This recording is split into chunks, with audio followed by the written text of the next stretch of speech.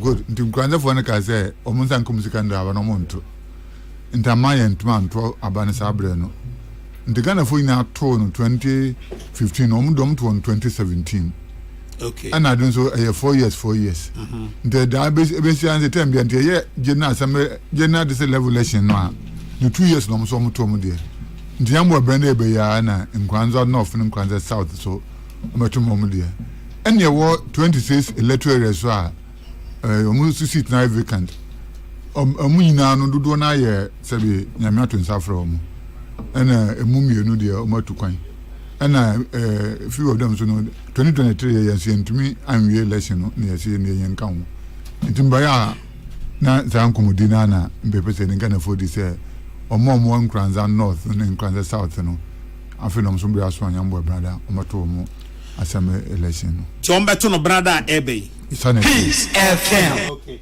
eti den na sese omo a ewo eho no omo hu ansa na brother na du sisi ayi mi kase no omo ayi nomination awie omo notice oporo nti omo process no nti omo start on the 9th omo start platform mountain nti ya na omo from nji no muntie de asema mesini committee for no omo na yambo on the 11th 13th no omo do mukada ko anom ni karo ko mo na makoto aba no mayi omo nkra mo asema members ni inu committee for e brother ebe mpacha 13th na mpacha wo enti polling station bia e wo sa district mi ni e beto aba na nhyehyɛ ne te sɛ ai nkwanza north no omukura 26 electorals into 26 assembly members no mukura 96 polling stations na nkwanza south no mukura 29 electorals no mukura 162 polling stations into polling station bia na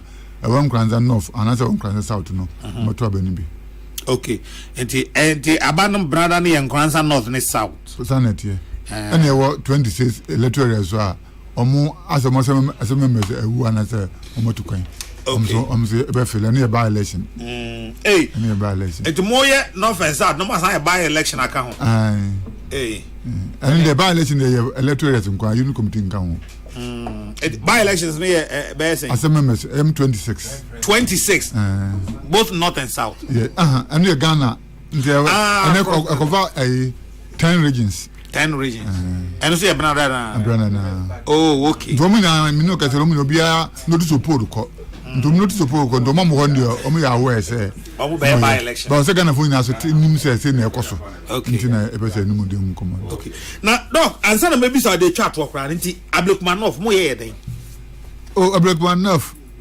egusa ni a praise for ne kasa nti e ogide say nche bia no last time the 2 weeks ago na empeni for me ko shia omo mo na omo kasa sesen se police for no omo yeren so omo na e boy ho ban se na etimi aye nti ekwa no unfortunately no man ko to IGP nti my understand was IGP for me brief no afi no ma am engage ne hu time I betimi akoni akoye but more resource no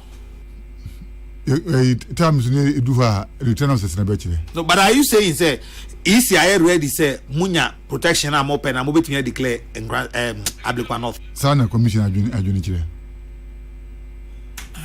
they say just a police for mambo abambo ni ehia ba say the kwaya ntumi nyina ye odu anu to say from the 7 December na be sini you in who they see was 7 December no issues ana ho hey they say yetna we 4 years na say police and my protection there as Ablekman North even though my elect MP no omunti ontimi mo jide say enru ho nyame ho donc nena o ketwa to mpacho the mechanic for so dem ebiom say yenkofo no so na enom area adwuma no so eguso am bo den enche bia munya ntu omoka o moka ya de muntua enche ebeba ma mu ze kabira hwa mi pasa bona no de ya sem ni no e bon pasa ne nwanwa sem ntua ka validation ni ache no enya ba to 7th December ene yetwam ene 7th May me no ka say 1 hour ago ya she conclave ase ena still muntua oh moka ya de isi moka ya de the bien say it we say isi nye income generating ndi so o twe ahumana samba ne te bibi kuram ba ma short one o dem say scanning man ya ko short my ho okay anyway now the permitted of a catch to na person that's a dama media for no especially mo peace for no supporter mo the man in 2024 in terms say e bit make say the election here ka ko so na your supporter media for no stakeholders the man into promise mo gusu no montage sa na ommo na yetima ye de baby aso nyame nshiro bia next time media yenso ye perceive to ipac ntimo nwene ho na ya mo say I say this time no you are allowed to cover mama ye bi ipac na yeso ye mra me hu because mo ko ipac ba kabila se ye ko ipac say ne kan Reverend Charles Ozu beba was I'm saying nya ipac ba ku ya na and this time no someone say so about the last 3 media for the band is about monya permanent my na ye hu say come ho why ebobo yampo because besa no once mo media for no no bintu make different thing about na to obi ndebobo ehia pa ehia doc ya da se anope da se yaminshira ya da se pa yaminshira Dr. Srebo Kweku director of training Electoral Commission and yene no etwen community and Grand North and South for nyame adom Ebenada ebe and moye mo Ebenada and mo aba eyi mo assembly members nti mo nhye so emfa emaye medium Reverend Charles Owusu Reverend Charles Owusu bini akada maache mejesu ebru na ho ti say the otisro bintine so and na emedem ne din ne Yehowa na nadumunti ade pa san chi bim tidana asedan kuto ne de merade amen na me de sama be hia menua pani doctor nze doctor de adwuma wa bim man ka professor kra na elections aye ka ho asem so ye kanam kransa north ne kransa south eden e ho asem nti maniaji se nyame adoma ebranda ebai you better about MPC and so but sir doc unkoya me person business because I have me pa ade ba kwan ti na me contest election kra e ho kese pa sa de wi bribi de si ye ma ye to ba na nkransa no of ne nkransa sa den akam that sa bibi me person me discuss no radio so but ye na kwa mbafo nkransa man hin so nine e ba ye mene na di hunkomo onso ni medi nkomo wa ise obese otu ho na mo na at least ya to ba kaye de ne enkokam enti bibi wo ho a ye betumi aye abato a ye to ewie kra na enka ye betumi ni nationwide elections na ebeba the next you know ye betumi aye amana yi a cause ha adwen pa na ma empuntu so den maninya no my preko na okay chinti do o ha dia ma o pa chama brand say na pacho ya no ma me na be pese me hu kwan a ese ye faso na kwan bi ese ye faso bi aso no me ye prepared say minimia penny a o ye MP of the area o man hini eni mpenimfo wo nyina be ka bom ye tu sa na mo na for once no the next election e be ye for assembly no ye nyina e bitumi eden aye ne preko pen na e die ne enkokam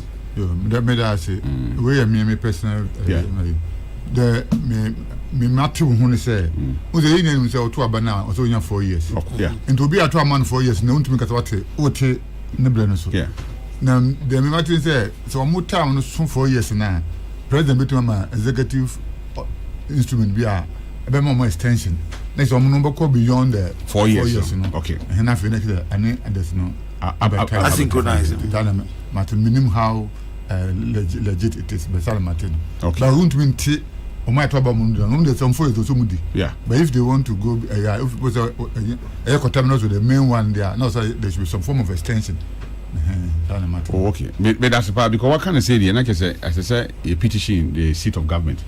Now you know, penny edi sa in South Sono. Sebaya. Emra ewo enimu yen sign come because atiti my obi o area obi say you beto aba na ye 2 year nationwide after 2 years answer yen so sign den aba beto aba na ye dim say the assembly for so hye den etie once there's no elections na abasa na ama development na say yen saka no so na aka chinti Nyamenshira musa musumanya akompapa se even though they ni kwan sanke banisa bana banisa ina akora no mutu ho na mo se mo beye ehu elections a ese fata yesu ya assure mu se nyame ya adoma bibia be asomdwe be peaceful enko ese okako yo Abdulkmanov enko ese Abdulkmanov a yebeto awi na yenya de awini elections ebe wi na bibia ayekama but maybe they say waka we actually menti na nyame ya adoma me man hini na kwa mbafo be kasa na yahwe anamuntu a ebetimetu na if possible krana yehu o mampani yankasa na ene di sansa wo na etimi asesa enimani nyamishra edase pa yes edase another student of local government politics Dr. James Kwabnabonfe Jr. to din una beka senyo no school prembe yeah we papa na benya prembe no wako can you imagine aja ukusco for mo adwe prembe amanko poguare amo aluta continua Victoria Aseta you are my brother forever you are dog matching minia mejoso na hot to say yehoa ne mehwefo me na nanu se srewe nya ne wawuda ho efun wo da ho a keze ye kwoto na twene ono pe na hia no ya ka nyina ye won kwa no na ye wade enti ye tinkwamu na ye anigisem na esanso ye nkranhyesem ma ye se ye beye ye ho abo brapa ama ye ankrankran bra ene omamu no nyina bra no adi yie ahye nyame ya ne onyam na afen so eso abamfa so ama adasa I see medase Dennis no eno de odayie ene kra da so wo mu nti enye kodwa sa to kra ka mama ha kam da so dampem Real Madrid for say ajek trophy nendra ay meni agia say anka ye wini Champions League grand kamempe sir say Barca be wini this man na de anka ye man ai na binim say bana anka ko conclave na wa he meko sa ko ato aba ni yo ye wi show ya meko ko ato ni say almost started an hour ago but me no madi kan kasa yes ko ato ni why na kai cardinal Texan ai bomo de ya ono so die ye His Eminence Cardinal na when momo ye campaign o Dabi ko ka we ye ko ye campaign enya campaign we delegate say ke ura ye do St. Peter's with square hona ye ni hotel keto bi e betumi a campaign delegate kakra o omo anka say ya campaign omo Sistine Chapel it's omo ma ye campaign managers ne kwa ma campaign say anonym omo nim politics omo nim ye omo so omo nim politics ye anope omo ye mass wie ye no a omo wura Sistine Chapel omo wura chapel wo say ana kro aloko oh David na sada ye na nke betwe president member omo ko bisa de omo ko bisa say si ye mb e be de MC na say ade eyi amunim ye politics so amunim ye e de Roma so emunye de we nka no papa this time ye be free cardinals ni amumukoko o na edit e de mutrabas mu ha na kwosra na ana assembly kra ye pom ni atopo ni mu no aka be 50 bi omo report ye obi report ai ye fe kra de say Tamas de koto bada delegates no bia so no koto like I said 2022 ai Accra Sports Stadium MVP for say start here by 10 afia ti wa go for obi amae go for we say omo say aspirant bi nyama me hu omo nti omo ama omo baby omo me hu ye hwe ye meetings ye meetings seka we no na we fi se ba kono kra no na nsi ade etume be 1 na balotro bia so yemfa nkotu mu delegate ni aso tu abo 1 obi anfa ballot ba kra nkotu mu and omo twen dey se bia ye mi sa reverend dog mo no we senior members so anyway good to see you Dennis. Good to see you yeah sure Dr. Kabila the cardinal me pesa me no shase ne ensem mienu na wopono iso titru President Mahama and 120-day social contract with Ghanaians said ne on Ghana for be kasa about 120 days in office the niema waye apama on Ghana for ye asa na obetre kunwa so de waye ene de untumi nye ye obeka ho asem afa CJ ene eho ensem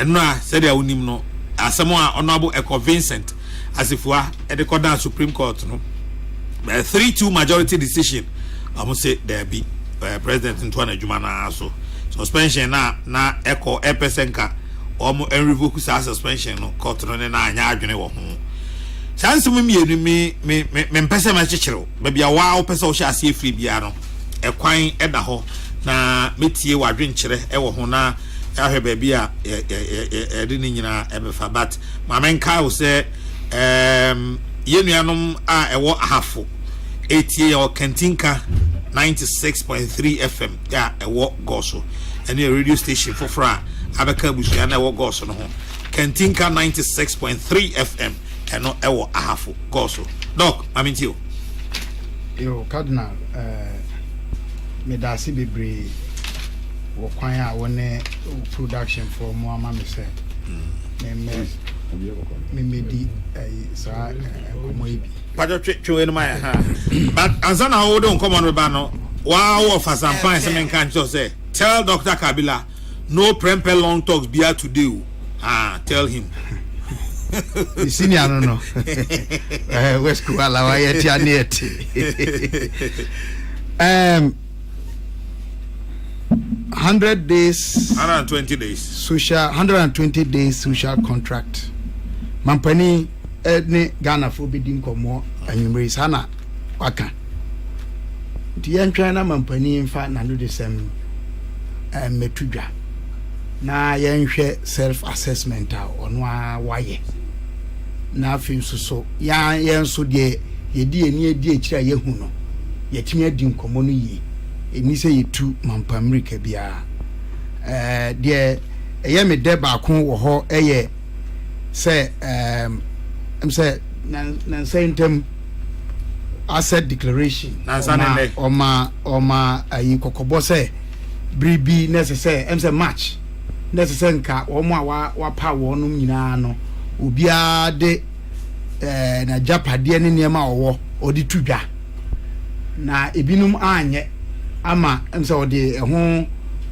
asotwe ama say wo mobosumi akatua no ne duduo bi se mienso se 9 omo e de beba oman no a wode e bo foto bi ahwe apomuden ensem ho a wode ni din ana wono ade ni din na atoso mahama case say e fund bi a womo ai foto bi a womo abo se womo de behwe e apomuden ho nsem e ho no me fi se e anamo pa e be ma obi ahunu se mampani e pawo anase odi tumi na yedi amano no opone ne fa bi de maw na odi dwuma bi sha wonsa se di na wani a ensunsanso e wo ho enu mu no na meka se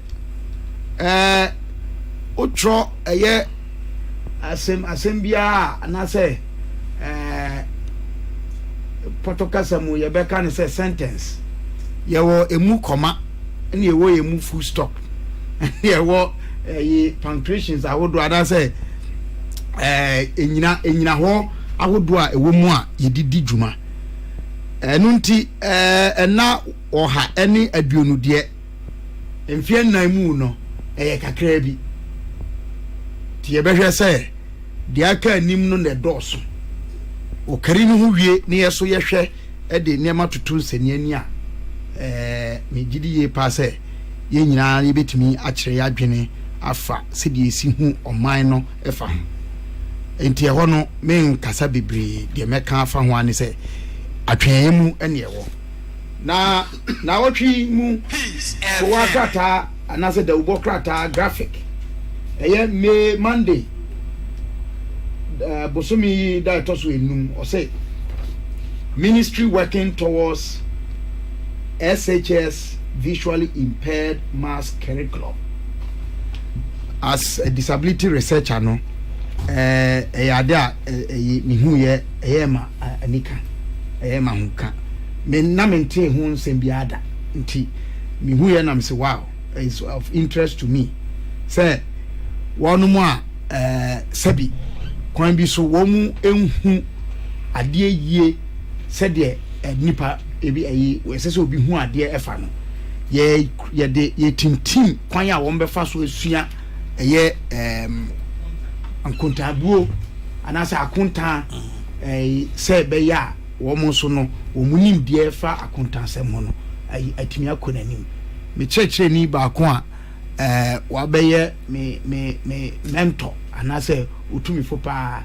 kwasi subi o kire me English methodology wo Wesley College oye sabi obi a esumaduru no anase ohu ade na oye trained accountant yeah na obi a oye akuntabuo ho adwuma na enam se na wanyini a odi dwuma ansa na ono ne de no ba no kwan fa so ba ye eno so ye asem foforo e bitimi aka no da foforo nunti no na se okosua kwan fa so kire ade na okosua kwan fa so kire brofo quantity suku kwa kropon emse okwa akra kakra na oba University of Cape Coast ba ye be ye ntoaso be kire ade wo eye Wesley Education College odi kire made enti enne no de enti ono koye eventually na se change ni se kwan ya na obefa so asua akuntabuo ase obi a sebi yesumaduru wo anase wunhu ade no na eni ho nti ya ade ase ne ba ebebo abaso se wonum a wo mu di akire ana wo mu di animu ema sade ya ba no ye bebo mo abaso. And I would want to on that note end on this say me to account for my mampani say sansem binum say ena osese emani di na mamuo na nim kan na me sure say de tosu mienu no meba ho ti de me di besi ewo ehanom no no ye ba na fi mahwe CJ sensem ene di akanya nti kadna me dase yo na fawe no to aso prekwen ba okay yo me dase kadna say Jordan na wone Professor Safo emudi nkomo ha na oye reference to sembia mkruche ya medibi mane no na it is published it material you can easily make reference to. Say me to mane we say catcher say academics there na musro say asema me kokei reference on man na reference on adansidie bebre o cardinal de ye fam sesie yi ewo ye anamo amampani tuye se anu ye efa ankrankra binum a ede ensem bi kodan no wo mu anyina so article 146 ene de amampani aya akwakoduro sesie ya emprempren ebinum so ko atemu ku batan Supreme Court so omu ko jinchiremu bi ni anamoto bi asi nema bi ho kwan eno anu yaba na temu afo pani bi pa ahia me awayi ase na say bisam say kwabna yehu wo Supreme Court ache na me catch so enchemeba. I think said this might be another opportunity for me to go before the Supreme Court. Yeah, to do what? Nema na ekoso no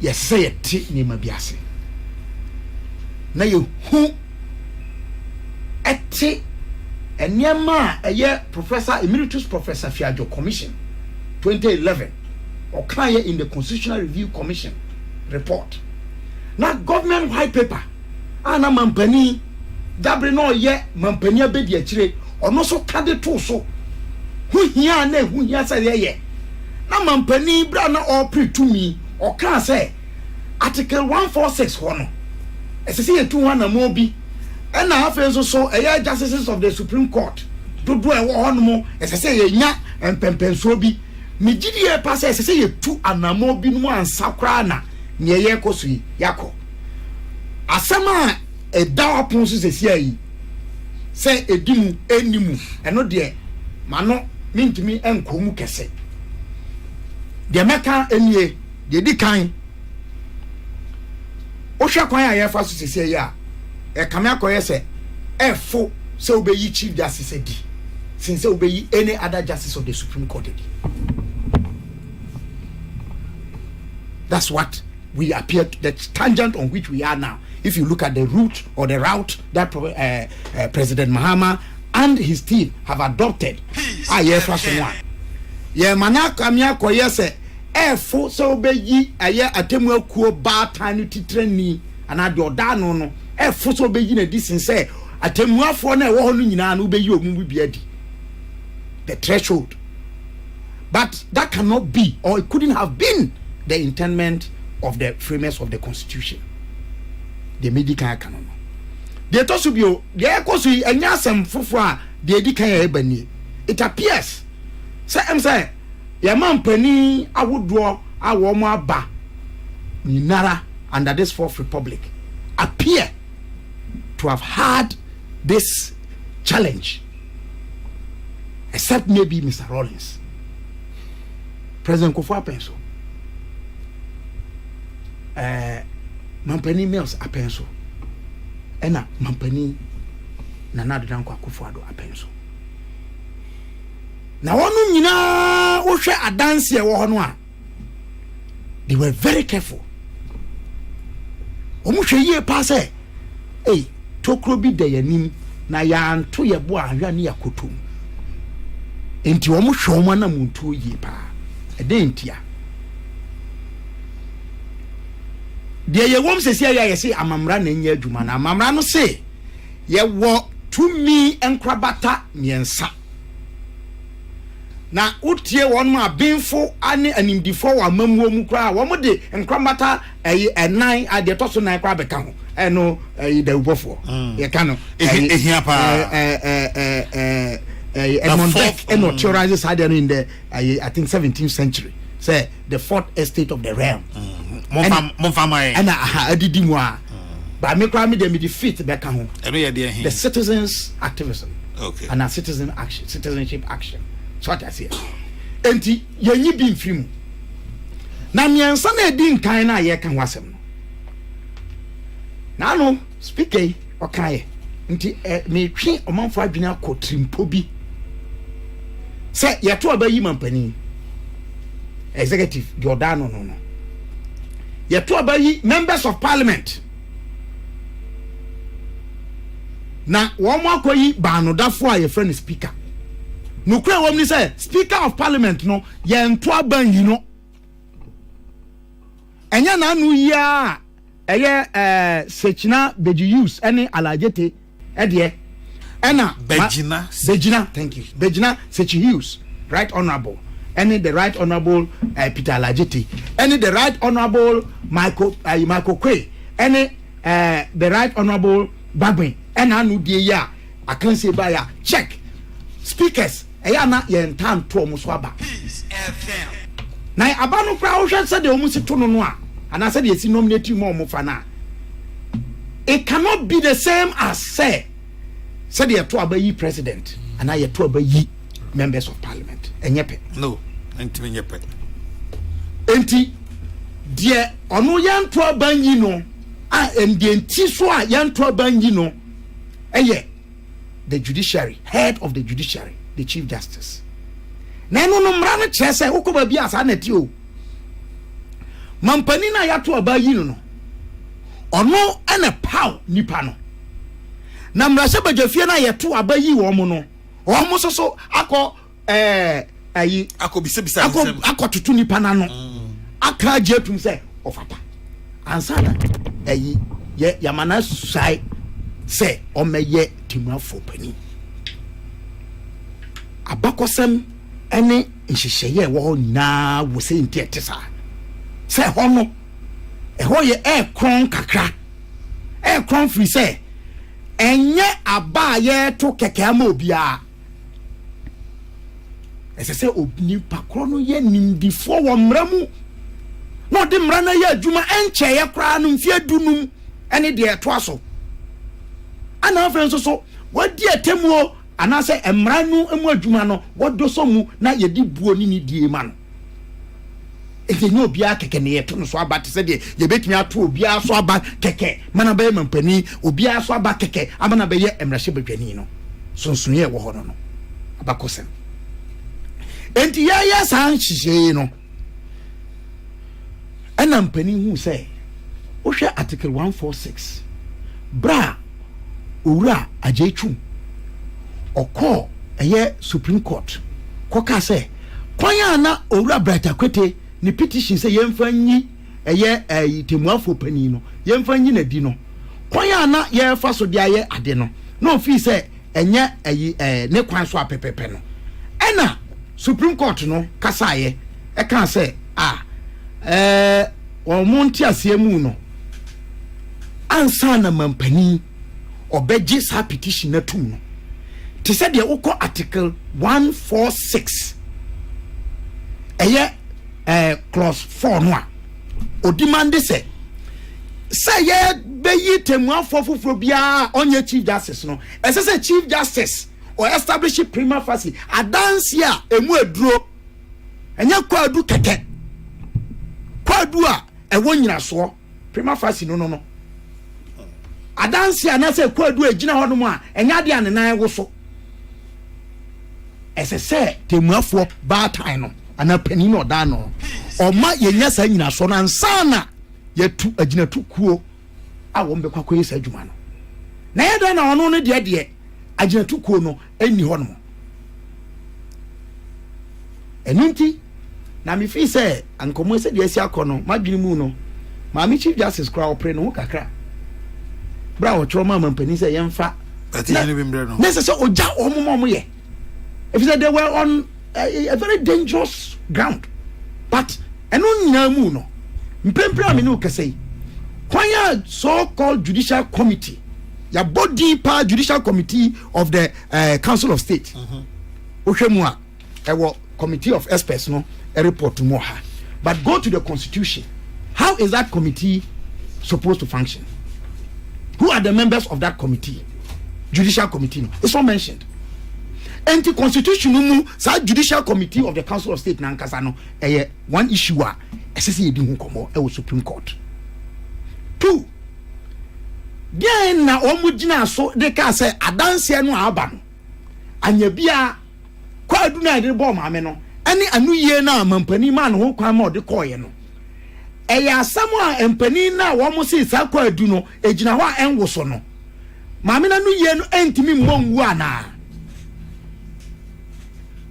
say am pasa maame no de anu ye bi koye na nu ye na chi ye san so say still or anu ye bi de ma enya na wan hwe ye kra sa committee na ya tia ye say justice pomanda no ehumia because I wonder what other responses she's going to give to those petitions or allegations when she has already submitted a written exactly to that committee, and yet the committee said say the judicial committee without telling us how they arrived at prima facie they said they arrived at the prima facie okoshia committee no so nya petition foforo very valid point. The third point is that sa committee na justice pomada no yen nyini mpani nsemo nti kwamba no be fa so ayi adwuma the directions o call electoral commissioner kwa file o document say o person original member of parliament ye wo steps are ubeteki Supreme Court ama ya tiase bebre say committee bia obedi djuma e wo mramu no ese ye nya akwankyera o de sa de no be ya djuma anya bia justice Poaman committee no process how de be ya djuma no e wo hi.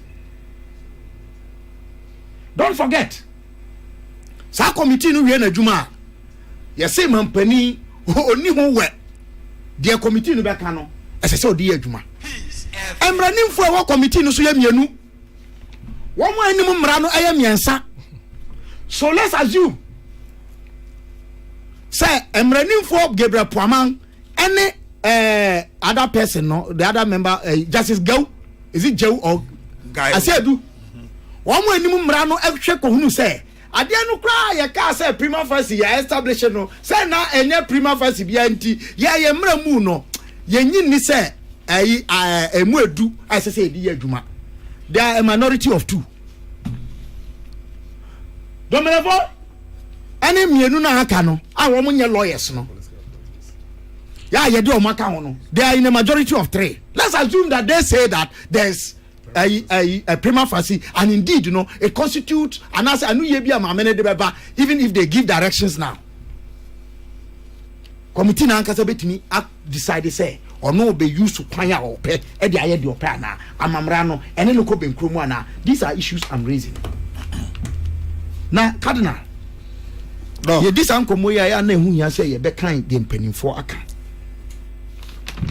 Sa Supreme Court Chief Justice Asemi enya kwa na Constitutional Review Commission no edi hu komo enya kwa na government white paper no ono so ode na endorsement to me tie the commission. This is at paragraph 218 under Judiciary at pages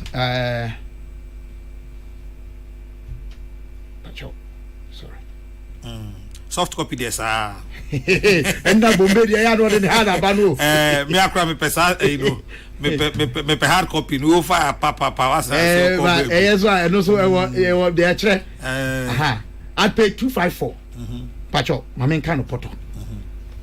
The commission finds that the spirit and letter of the Constitution, properly and objectively construed, seeks to insulate effectively the judiciary from any undue influence that could compromise its constitutionally imposed mandate to administer justice. With this in mind, the Commission is convinced that the decision of the Supreme Court in Ajaychum versus Attorney General Enakwete does not introduce a prima facie requirement for a petition against the Chief Justice to be entertained. It only leverages what is implicitly provided for. In other words, the Supreme Court only restated the obvious. The Commission considered it prudent, however, that the requirement of the establishment of a prima facie case before a petition for the removal of the Chief Justice is entertained should be expressly provided for in the Constitution. There can you say, near Atemrafo no kaye wa jechum asem no mu no. Na enya asem fofo bi na na omo de ba. Na mom asem wa na wo mo echichire mra no trimpo e ka no. Eno eno be da na die. Enti commission no adwene mu no ese say yetu sa na mo no na ye de nhihye to won mo a ye be kire kwane a ye be fa so. Ama adanse a ye se ye di be two Chief Justice no ye de atwudwa. Ye nyenye no. Government white paper and also ha okay no kwade okwa abakosemu ekoka say tie na no ebisi nti meka ho kakra. I said the government accepts the recommendation that the Constitution be amended to explicitly require that a prima facie case be established as a prerequisite for the commencement of any proceedings for the removal of the Chief Justice. Cardinal TSMB na no appeal Supreme Court judgment aba and a decision about I can comment on it. I disagree with what the Supreme Court did. When Asifua Council raised the objection about Justice Eni Yeboah. Justice Bafu Boni presiding over the matter over the removal of the Chief Justice. Government white paper. That time, President Muhammad and Vice President, Professor Mills and President, about empaneling of justices to hear constitutional matters. Government also endorses the following recommendations of the CRC: that where the Chief Justice has a personal interest in a case, he should cede the authority to empanel to the most senior justice of the Supreme Court. In this regard, government is of the view that it is the Constitution that should be amended to achieve the desired effect and not the administrative change as recommended because of the decision in Akufo-Addo versus Kwashi Aidan 1968 in Ghana Law Report 667. The Chief Justice should adopt guidelines elaborating mechanisms including the use of electronic methods of empaneling the superior courts to ensure transparency in that respect. This government white paper But say I'm fine you. Adentia. Say I'm fine you. Enti Cardinal me I dia kosono. I am a kissing ni free say. Se mampani mahama nhwe yi a. Wanhwe yi a. Let me tell you this. I'm compromised. And I'm incompromised. I don't belong to any political party. But incompromised is an ideology. Do you know the greatest dent on Nkrumah's record? It may not be PBA or one party state. The removal of Seyaku Kosa. Is it 3? Yes.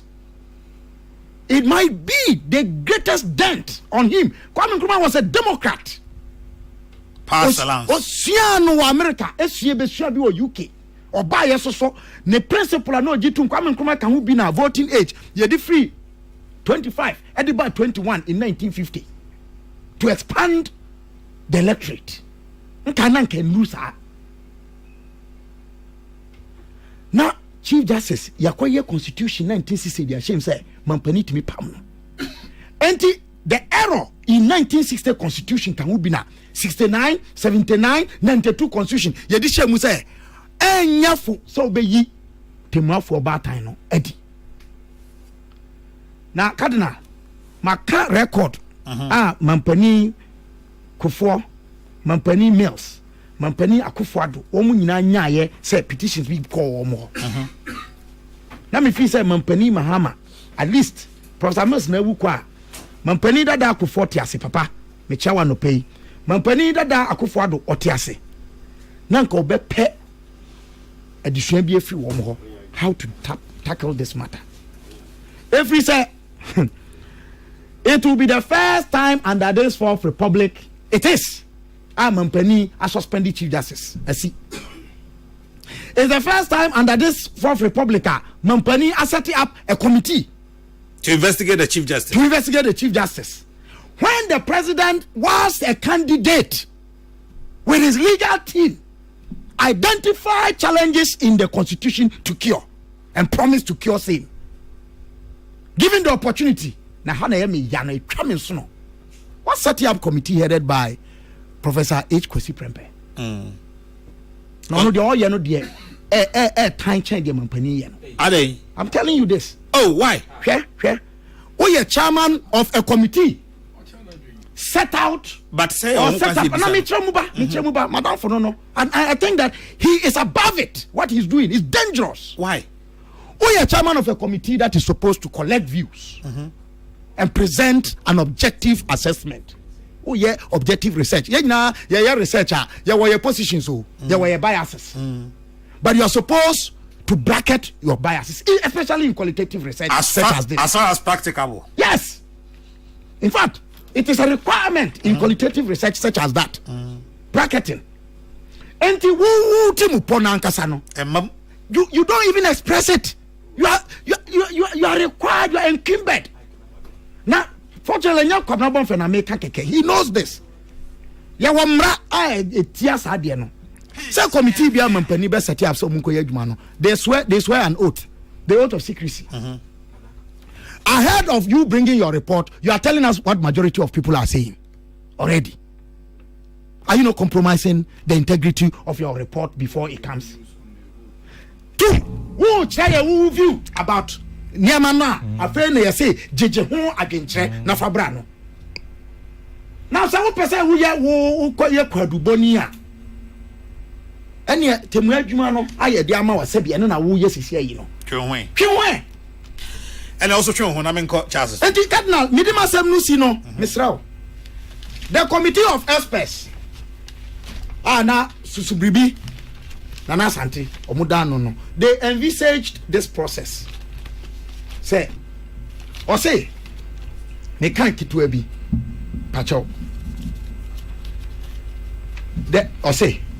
Similarly, okay, in the United States, there was a genuine question as to whether the Roosevelt administration program of social legislation to regulate and ameliorate working conditions was violative of the constitutionally guaranteed contractual rights.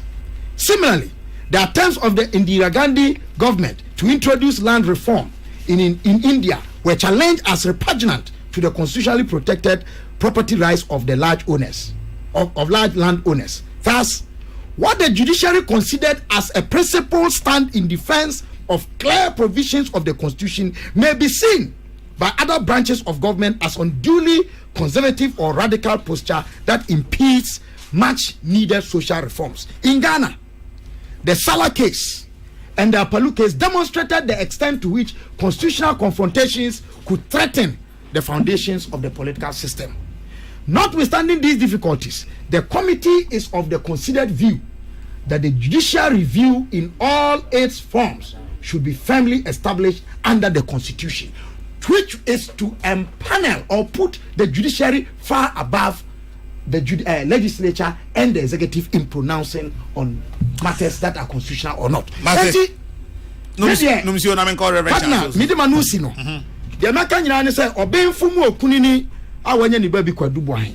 All man lecture no. Bra ye womi aye bra emos nwoma eye tinum nchichemu dumiensa anhwa wono mu a ye say ye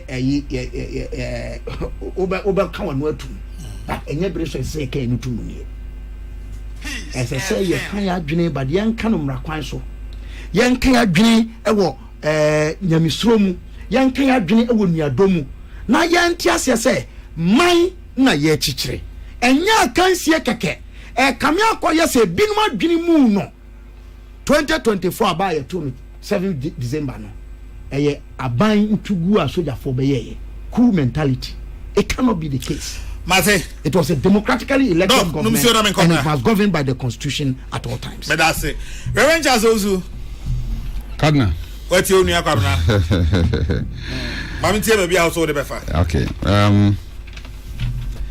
The Edikano and Ranaya Santimura or 2472 na woda nana yamo enkwatenten ene ahode yeda nyame ase 75 years enya asontoa in fact ya chichire na se yehu na abone poyi a oman mu otumfo ho na yedekọ na watimi abone poyi amaye nyansabo akwa yeda onyame ase a onyame a odo ba asase so ohwe na anu ada obi na no kwa keke edeto yenuan ma oboko asemu if you say eni hu nkomo bia kra biem eniama ekoso yi ndi nana yeda wase se nana kwamba foto so na nkransa man hine ye wabakan de na me nkransa ni de na kese me so so me yede hye prekope ndi nyame enkoso a enhira na ompega santeman na santeman enimu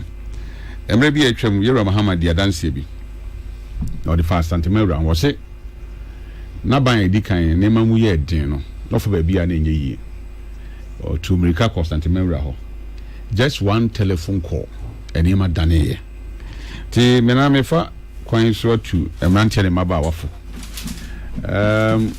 enye kwa se ahini ewo wiase nyinara se ye bobo asanteman ahini eka ho ehya asanteman ni monyama ehya Ghana ni monyam no man nyina no yenya ho de emfa so ti aya moma ye kasa menu akabida kan bibi mama yemfa ho brase ni ebu ni nyamesuru emfa ni ye ho nkomo in fact asema ye de sede ka no yedi muna ka na etimi de sede ka so ma den amane yiyi mpanifo se enhira obakom chen baako se obekasa pani ho na obekire wadwen ne kwanso ano ne momu didi pani atem abra wo kire wadwen na kese wamfa ebu ni anidi amfa ma onyame kora owoso ti yebo na abaso ana Dr. Nkoye, Dr. Srebo Nkoye, na minim die doc adebi ha me kakra pa DC 2024 elections yem hihie ma o man Ghana minim se bia obi ti hona na yem hihie ne dia se yekoto oba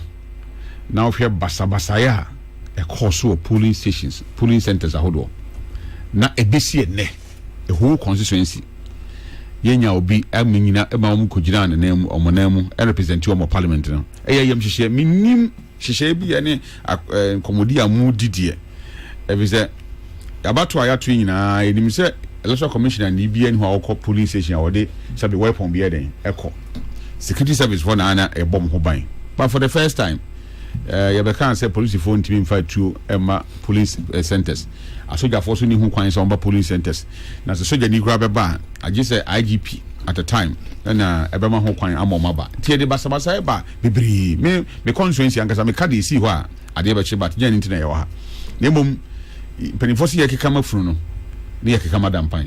Ye kan nyina de asi na ye di hu nkomo nyina ya bato na de ba ye. Nti abato e bibia nibre abato e bibia esesa oman no shebre. Say edi koyenim ana edi ba yechi very very important nti eba sa na de ohawo yaba na minim de say obeso kan bibi fa ho ana so say ihihye ben na moya ye koi 2028 metimi akwakoto oba na masamba mfi abra obi mfa nsanka me yo reverend dasi na na dasi the thing is kabira de ono no ye associate member of the commission. Two baby area, what you call review. In Timino Cassia, district area, national regional that's not the view about activity by he said prepare for national one of all our stakeholders. Into share stakeholders now be able to based on levels mean saying then to many develop into reforms are so say your law now there ebe until they can na ejitum the be maximum American na would to say we should not be setting bad precedents about 20 or by 100 in the future until okaze basabasi police station maintain them new collation centers and there's a major issue near collation centers in your challenges until going forward again ebe until we should say review meetings na dinano I mean na there adwuna bana kwamba fa so aye na be ye ne aye till make our home. But Mr. Wahun, at the Emrebia Masha, many a Kabila idea, our professor, a media, or Babuan. You didn't say answer will be between two about constituency. Bino. You just a Nibano etiho, and I say, oh, yeah, Jumo, and I will free her, and I say, but wait, dear. Obuhuna elections are especially last elections are registration no only the EC offices na registration and selected areas na ya basin kofo every baby a omum free constituency nim omum free and me feel say process na we dey to challenging kofo no maybe yes system kakra because me krom obi say also free me krom do me abra what bisan say why ne do me abrahene onim no efie be na ofrim no abo obi fie de obako fie no yesi yenim ne ba bia but na yisi aka chere said the fact say ono abaka ne de ye be na go through the process na fie wo the challenge dey aba ye be wie chere ye to aba you see buses I free mountain eba make back as a constituency over about 7,000 to 10,000 people came in to vote abra no monye omfi can say constituency I think that emrano misramo enu nyina ka ho na de basabasa yeden e de anibre e de ba say ye to obade a ene ye nto ba ma ho kwan ma wona wo team pesua no so and deciding nipa o mbeso mo di wanim enti me de ka ho na say bibi o abeka yes aso a mo ye nhye na ba cho mo fa kan because me ano me nu ye so person court me am ye nhye me lawyer for akasa say if ye betimi e de akokot na emra no ya chirechire mu yi na afi ye siginaye hwan ne betimi ato aba e baabi na hwan ne ntimi nto aba o baabi sabe ya basabasa na so ye den e betimi atiama na kofom yo me da se so the memran chene say osa wo ye obi awte baabi awto aba no na wa atwo di ena memran so chese unya atwo din wie na say utuko baabi for not less than 12 months would ma apply for transfer nduba kaya ye transfer no wie no ye exhibition so what we were expecting is ebi onu bi a mediaba raise amount qualifier you go and object to the name who object here you appear before a magistrate for you to make your case for them to be it is anu who dey who chira electoral commission here because me to me say am no ka say me congrats ko me ko hoda and this will be to concern as was ho na ote ya twin din na kwanza for na princess won twin din a very become very difficult and we say exhibition race here to call the various polling stations because you have na na here so why you no ka say on the day of election who will be the lemma utumi ko challenge say on confront man here what do you mean say opa myself opa makoko bono na akopose de akire so obi be contractor wo abini the motor against me na no that day no ko chere nyimo ho eti enya exhibition we there you can't do anything as far as the law is concerned. Though the answer will be able to doing the decision day now. The person but trouble no matter you can take the person on for going contrary to the law. But other than that, like I said, will be one who do a dime or cocotuabano or say when you're 18 years or you're foreigner or you say any nankaban to cry. Designer man. That's my name lawyer for the community. Actually, a bishop of course, not a once a month. By on the Kabila Munkombo. Okay. Yeah, Munkombo. Minima. On the Kabila. Oh, the Kabila, they say a different issue. I have a present Chetamun Namon the same week. The Vian could say Moncon, Namoma time. Aye. Nana, in fact, Minia Kabila. I say acquire justice to the issue. Yeah, Minia Kabila Casabe. Until say a best of mine. We just say a best woman you could Casawe, a two in Chada. A two in Chada. Because I am on your custom. And then number 2, your dream, Abayam Biaba. The team pockets here by the next election. Quite a befaso was saying we need next election. Chain, quite a befaso, a memo of mine, I improve. A two ranch shade be or I had Bibia, ya recycle as new Mississippi. Yera Mahama, and the little was a night kind 120 days near my obey. Many Kabila dreams. To see our candy wire near who the ever can for him. The Mumma SEC within the 120 days and a bina or can't watch me. Me ade ba ko anra me hu ya man tia se ba ko sa car na ye de be che mampeni mahama no se cast me no o mampeni se obey president and nipa na hu se oni car ana se de me tia se na hwan de be che no hwan de car na be che no o mampeni what that would be blue nanka de oye die na sese nka wakachi nipa nse fa koche state ni preko yeah se oje na de ama state ni dia and ye se ne old man de ban state ni preko a nka sem bia ni ba bia because se oje ye hu nipa de ba mi minim de cause di bia meto dwa reverend na so yes anka onya de o kenka onya nka ne ko presa ka sem bia ni ho because everyone was say onu anka se ne numu o se okosra ewura kofo nyame enhira papa aba no pa ye chiao no kosra no kane na okọ ha wo se occasion bia na ntwie no ne edwan no chichichiri ho ne ina nipa so guanim ho ba wo de okọ ye no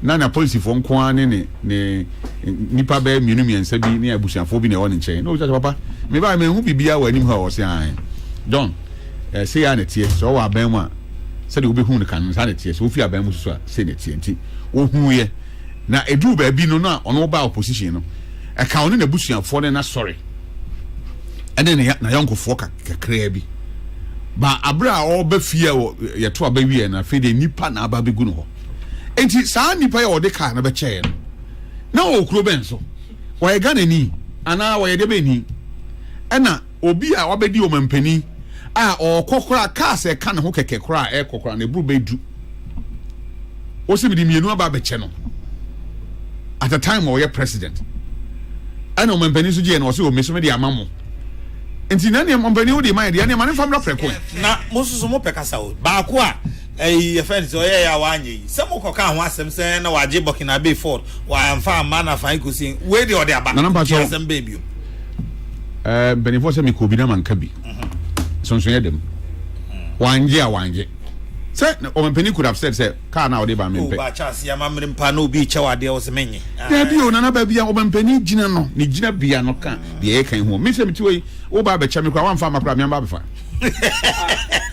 ya o de be cha mi a wa o ka kire mi keke anu ka na juro mi na ade be cha no panam gina ofi na ba be fa e over 5 na o sure ba me yo mampani o mampani wo hoy se ka bia o pe bia se o trem as o mampani bia o man ye ready se be den ye be to ama no because ye be se e bo no nkwa ho den e ho ban ti sai ni pa no ofiri hi na e ba a within 120 days yi o mampani ni ma pa o be nyina no ho isusu den aba be ka ho enti me se o mampani wanya age a o de ama state ni de ani o mo ye hu nipa kora o de baaye nipa na adwuma be na o ye de be ni timpo be na o akiri ntina o mampani na oba be che no car don fan che NDC because ye kan 2028 o mampani Mahama Tiase nyame be ma ne kwatente so ama na hoden eni nimdie say oba na ban ba be pre anani party be pre you can say to me bi ma anko for ko chani pick up so na wonim za patoni na o de ba chase state ana so that time so no president enti ensam no eni emu wiem kakra ye pese ehu nipa o de be che no adwuma be na wo ye say be ya wo chena bibi ni a yebetima san o mampani tie den amana ye ye to so mienu 120 days o mampani wadaro meburu tumi a wo man na wa hyese wa pamfo a wo ne on bebu man agapade a obi a wansa na o ba be kan ho mabu man no on fan tudwa o mrebi ma men kan say nye nipa nyina na appoint him the same day enti nye omu nyina na betima yan bia time no de ahye na mbum kofo na omu busu a o se wo je omu 4 months salary ade akoka mahama care ho ne ya pomudi ho asem no ehefo a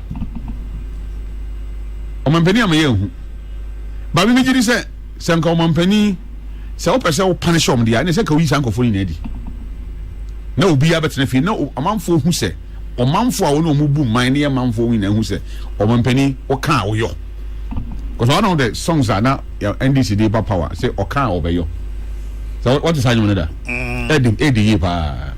edi ye pa nti se ya asa mo mre beni fo se anko bi na hu ye se ade ba china se o nyina ampa o nyina declare o maseta e ba ne ntima gi ho chije ba wo na o be kan ye nti se nka hu sa anko fo na o mo ye no so ye hu o mo na baso bi wo a ye dey bo mo ye na baso na o mo anya no so kofie because o man fa buo ni die amfa mo mpani maybe there 120 days na say dey wo dua banche na all the time ato so na anya na ato so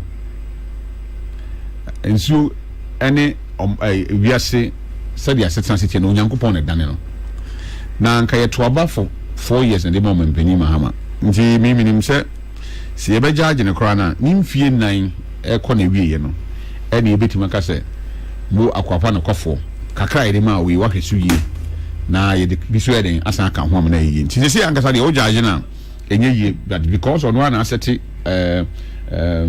timelines de ama ne hunti no ene ntina ye ka bi nana 120 days so galamsey fight me hu se o mpani eni abre a o ma sha ase o moku o hwe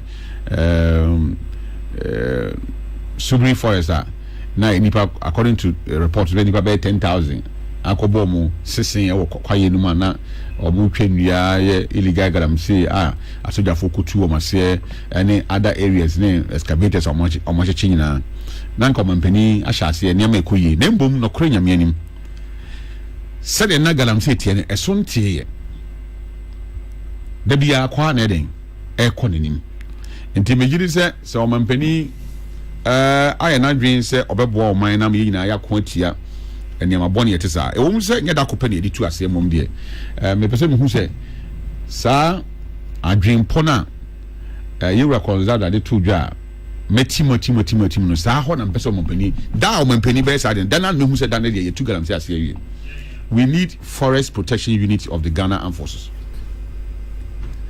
yebeti unita abo Ghana Armed Forces omo de omo ya no se ensuo ene ba bi akwaye because be ensuo de bi akwaye ho ye babo ho ban na obi entime den enkonkose no and then me train se o mampani ni 120 days nkada ko restaurant opana oye sabe oni manfo bidin komo wo se mama ho kwan se ye declare all the forest areas in ano military zone na asoja for and take you over na mo hwe se ye be boa ma wona wumtimo den no me nipa bonifo no man maje so mo de omo be pesika no ma se o man na japade no asai o man nyina so no ye be yo ma firi ho ade de be me hu se ampa I been say whether we a party because soja for take over o mu ni party for o mu ye adwuma de mo man o mu ye adwuma ma party se be mo man ye de a enti say ye saa de ne de a na ma hu se ampa kasa na ye kan ye no ye tu hu na mo papa but ye see de ebi si yewra mills penso ebi si yewra jomahama ono ne penso ebi si yewra kufu do penso on the task force on the different kinds of task force na ebi echi na ba bia guarantee apagya de akodu na adri enti within 120 days the judge no e won the entire government enye yi na mbom se ono na aseti bibia to ho die me twen se kakra me di me ne hu the ono aba be ni aba be din koma nwumre 8 pm nwumre ne nsem obeka no e na be kire yen se enema a wokan ye de ensa som eyeye ye de ani hu eyeye ye de asote a eyeye ye feel sa enema a woka hu nsem no dia na kese ya man mu ene yo mo piafo mampani ene wadwuma waye until then de na me nyini se ebetimi aka dodo bia kese ba me help kakra a me woni se na still no akwanhia ekum nipa dodo ano me hu report bia just 3 months from January to March nipa 725 and actual monka enkwa through accident aban mesre so mini kabira kan bibi fa sabi disable for ho me ka bibi afa enkwa eni nipa ho road safety yenu amaleba na ewo ho oni police for collaboration betime collaborating na yen educate yenu anoma ekuta emfidie wo kwan so nya bibia na echi nipa wo ho ba bi wo ha edu ba bi ese de sebe enchirechire emani party ase de ntia o drive a eni kwan so ye niema bi sebe ya de o ha ne amane ne ebeba because ye hwire adehye dodo na ewiase bibia ne ho emu du chen nipa nkwa ba say omani enhyeda ha yesa the last year me kama minia Marcus abeka bi say the SC or court say me asiewie the didio na abeka obi eka ba akwa say kan de obetimi aka de mum so mampani se o mfa obi antimi nya ne hwe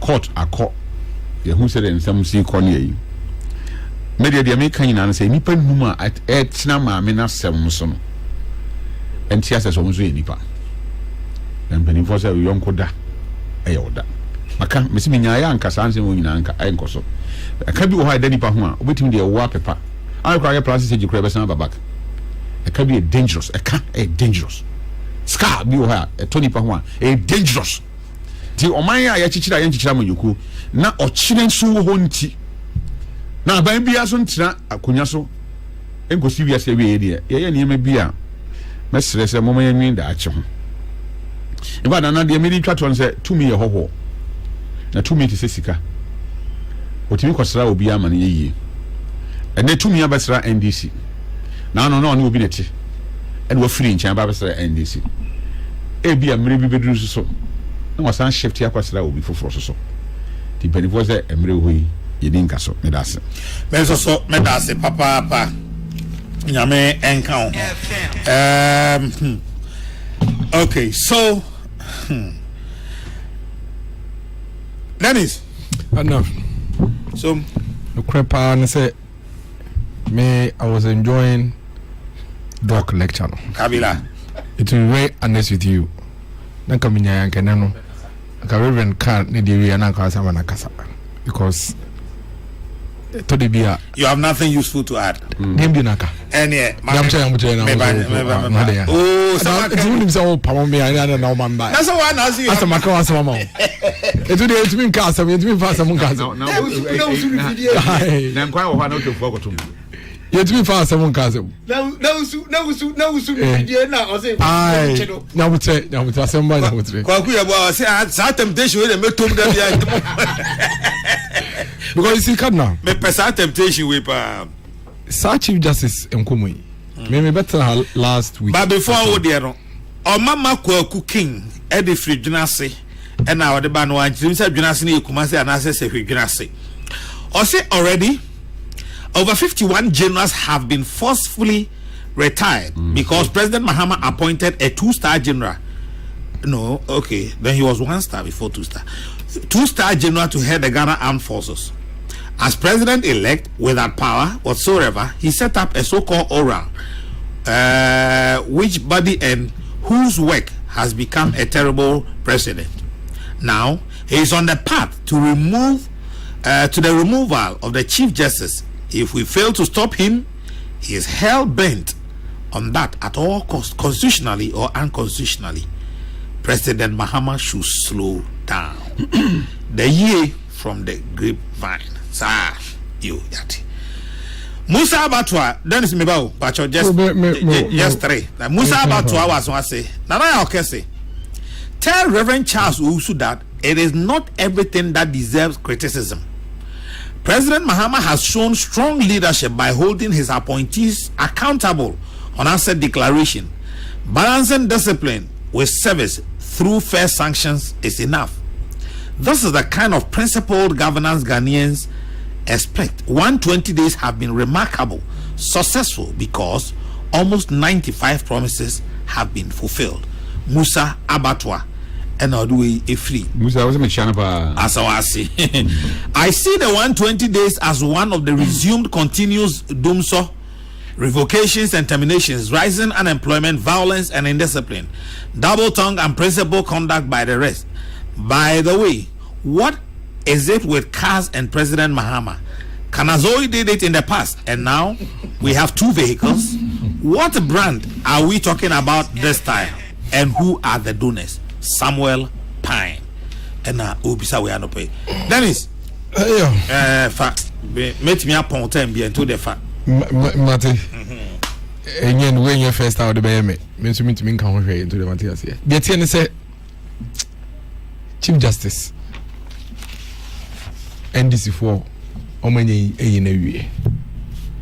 The entire makers and say social contracts now. Omampeni Mahama de Maye no. Or written social contract, any unwritten social contract. One of his cardinal unwritten social contracts, and then he say Obepamu Chief Justice. The tosu meaning is Obepamu Electoral Commission. The tosu means and say Oba or the NDC judges ebe balance or nona bimuno MPP judges. The American be and where I mean America. A dear Omampeni John Dramani Mahama and Kasa Ebina no tum ekaye. Mamin Kaiwo.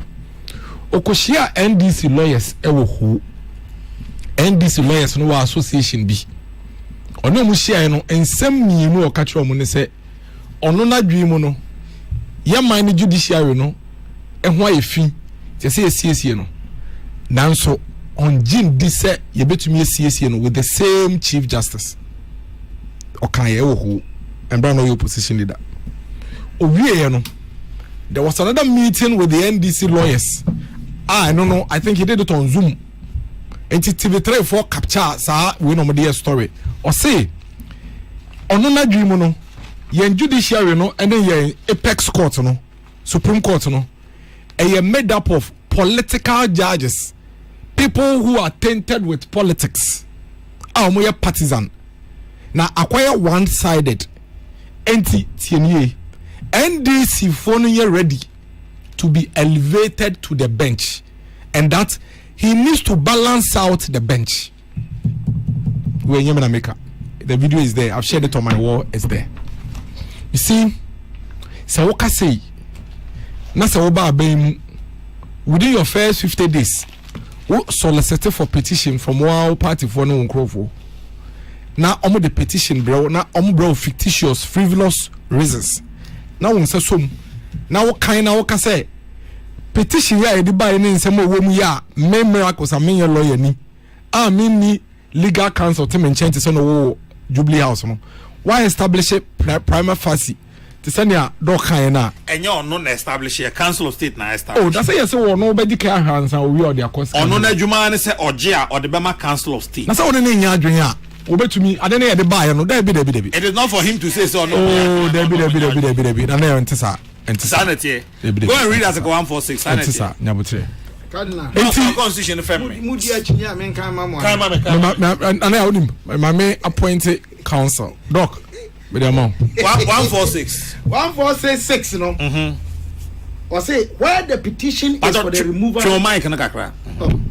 Where the petition is for the removal of the Chief Justice, the President shall, in consultation with the Council of State, appoint a committee consisting of 2 justices of the Supreme Court, one of whom shall be appointed chairman by the President, and 3 other persons who are not members of the Council of State or members of Parliament nor lawyers. In effect, that is the instrument. The establishment of prima facie. Maybe a petition or GRDS. The Constitution is silent on this regarding how the petition should be collected, and who should establish the prima facie, as is said in Article 1464 of other justices other than the Chief Justice. Okay.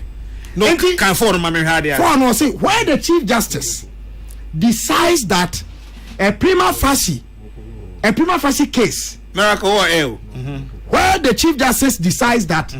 Okay, let me read from 3 so that it will be appreciated. If the President receives a petition for the removal of a Justice of the Superior Court, other than the Chief Justice, for the removal of the Chairman of a tribunal, he shall refer the petition to the Chief Justice, who shall determine whether there is a prima facie case. This is not said of the Chief Justice. And you call for no and say, where the Chief Justice decides that there is a prima facie case, he shall set up a committee consisting of 3 justices of the Superior Courts or chairman of the regional tribunals or both, appointed by the Judicial Council, and 2 other persons who are not members of the Council of State, nor members of Parliament, nor lawyers, and who shall be appointed by the Chief Justice on the advice of the Council of State. And there's a departure. If you look at your friend saying 1466, any 1464. It's not. It doesn't touch. Would you say one pass the framers of the constitution no akase obia tro bibia come president on refer in the sense come to be through because anka next month oyi ni die ya ye the petition beko or the for bar obi the petition beko and the time be a Council of State will be sitting on petitions. I don't think anybody would draft a constitution like that. The boss spoke, made the same. Hey, me cry me tell you, when me cry so me call law school no. Me this a constitution framers and by year constitution it say. Obia I so obia tro bibia kwa. And the sanka ye Chief Justice da. And anka dey be also president no every day. That's the podcast answer. Because then it means that you are enjoying to simply forward. And the search now Sabeka church Sabeka obe forwarding nyina. I think the president is setting a very bad precedent. And there is no doubt about it too. Na the entire president adwuma de oyesisi an ne ka eye mre etia no ne say brofum ye say premeditation. The mere fact say it was part of your campaign way to your party people now wo buy ya wo ye no alone che say adwen na wo de ye no enye Ghana man adwen because you see mameka 7 chero and 7 justices now are nominated. Do you know what it tells us? Okache omu say the Superior Court is tainted with partisan judges and it's time for them to balance it out. Do I take it that these 7 judges are your NDC judges to balance out the Superior Court? And him na make and the statement no kind, it is one of the most reckless statements any leader in this country would make, because a big blot on him. Say to be Bio said the Superior Court of the Republic, is made up of political people. One man say oh, and Kamanisi work now oh ba NDC, you should get ready to be elevated, and that we need to balance the bench. Hey, Nanel. Where chemistry ana? Where chemistry ana? Me literature. Oh, okay. Come know your balance equation, chemical equation. And then HCl within 100 days, within 100 days, I think on your 116 for 115 day, one nominated 7 new judges. Nominating 7 new judges in Tiambra. But the reason why Obibeka wants some year because of such statements be now will make it, say when this information should be ready, and that it's time to go and balance out the political bench. And he said, "Oh, na your case court. Na say 7 judges and it so and I'm you na omuditi ana straight away to me say NDC judges na dieti ami ana." Now, when they say over to be can say NDC judges na dieti awana. Me, I have said it here the last time. Say, I honestly don't care who becomes the Chief Justice because all the you crab a Chief Justice are to me confirm bravo from football in Bedimasem. Say me ko wi ade na mbra ne say me wi ade na sane ma me ye krono enti ye dem betuma medem say me ku obi na say mbra ne say ade na me ye ne ku me ku nipa enti ye dem betuma medem and found the judge. But a dangerous precedence kopem say nyame ya adom na abedi ya besi ya konsu yi wo fi wona wokọ na so bi foforo ba nipa no so nko balance dia wo de balance ye na na enunti era 3 days ago yesi abonten so kai so mampeni ye senka obetumi a dia wo pese wo ye no unya ye enti jai na ne I can bet you say ode opa ma omo ko through the omo ye end 2 days ubemu say ndisi for na ne omo surrogates as I raise another petition say electoral commission so nko because you see okay electoral commission aka chief justice na oba ye no ye chief justice so it's clear, it's obvious na didn't ye minus ah identity ye minus ah enu to me we ne twantro e kan semo asebe entosum in semo entosum de dikan we say o pamu chief justice because o kodi case bi na case no di no me say me kai petition abako or say in my opinion it is one of the charges against a woman under incompetence say in his opinion or no petition in his opinion my main case now or preside here no and you no kwani di asem no judges now ebimoka committee no some of them were panel members it was a unanimous decision unanimous but yen ma me because of no we say yen pamu ma me because ono ne workers judicial service staff they have nothing to do with you the executive oma ya ne amo ho sem ena ma me no e de emra wo judicial service e twe o maso enu nti yen na di ba ko say chief justice ne lawyer ne nya kasakasa wo court ono lawyer ni nya kasakasa wo court na court yen wona judge be correct to me for no se ni bofu nti yen fa won for contempt yi judges ne de omo no mo ye mbra wo de obeka no na ye fine about so nya kasakasa it was one of the charges ba ko say chief justice ni kunu ene ne ba etu kwan a judicial service na etu hoka enti yen na di na right honorable Abambagwen otumi kwa de ni made nyina aka ho oye parliament or a different arm of government omu budget omu conditions of service won't mean fear executive in chair right honorable Abambagwe e kwa first one running the parliamentary service the same way omanpenene ne ba sharaf to kwaya ono tuya oni sharaf to kwaya en ya buy the tuya security ebom hoka eduane omudi baby hotel on beda ya buy the tuya hoka yetumi gina no so you omanpenye di na kadena e fekra say chief justice to kwana ne kunu gina ne nchen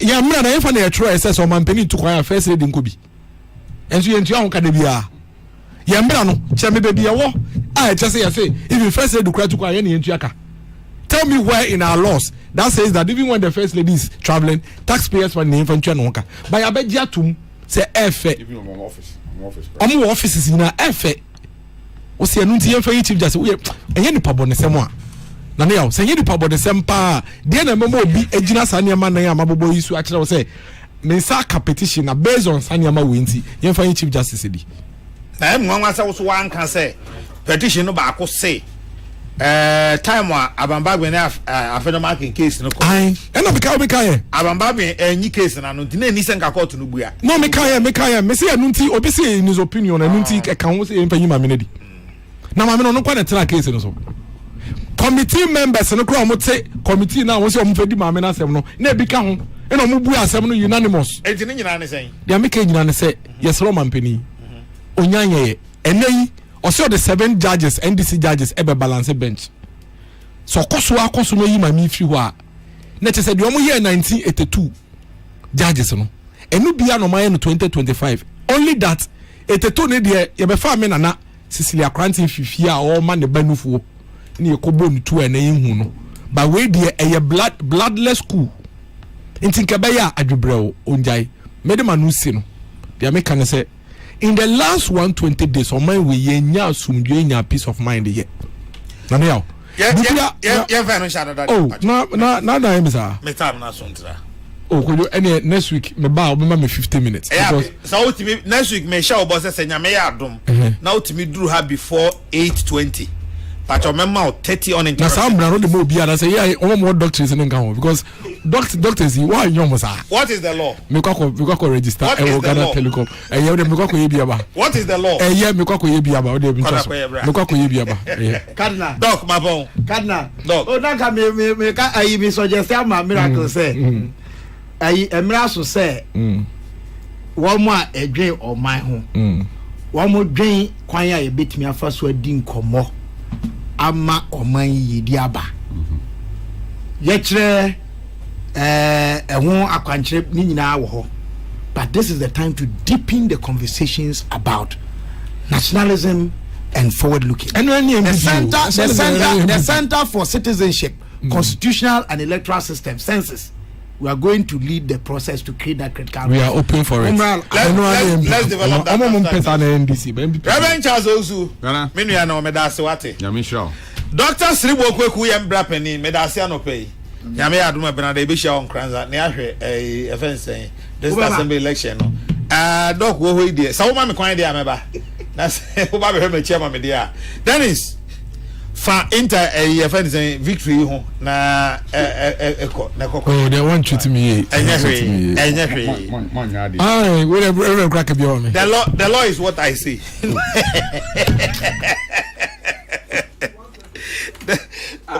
Only 120 days I day next week next week by that time grandma waka sentini ehun de oho ebusia Efremi Nana Kesi, Ubetia Fremi the Cardinal, Mitremu Ghana's Morning Voice Chairman General Kwame Sefakai, Dr. Father Dixon Kennedy Asantio say, Sofo Kujasan, Testeven Bafo Peter Square, Isaac Opoku, Pretty Joyce, Dominic Nyanyuvo, Nana Pepra, Mami Biamakwa for Nudia and Kai Kwame Yabua, Medamase Papa, say Mubo Michidom, Emma Mitremuma, Chairman General Kwame Sefakai.